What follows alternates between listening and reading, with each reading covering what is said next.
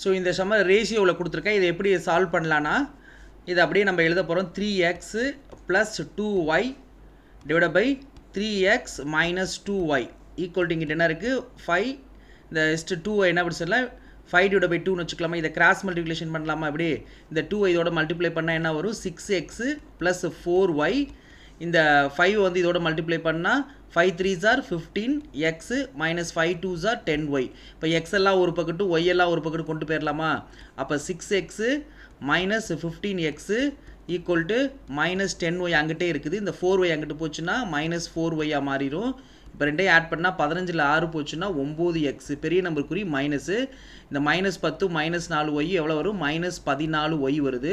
இப்போ எக்ஸ் எல்லாம் ஒய் எல்லாம் ஒரு பக்கத்து கொண்டு வந்துடலாம். அப்போ எக்ஸ் இங்கே இருக்குது. இந்த ஒய் இங்கிட்டு கொண்டு வந்துட்டா என்ன வரும் எக்ஸ் ஒய்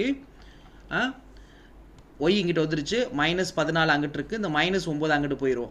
இப்போ இந்த மைனஸ் கேன்சல் ஆனால் எக்ஸோட வேல்யூ என்ன 14, ஒய்யோட வேல்யூ என்னது 9. எங்கே இருக்குது 14. இப்போ ரேஷியோவில் போட்டால் 14:9. எந்த இடத்துல இருக்குது ஆன்சர் பி.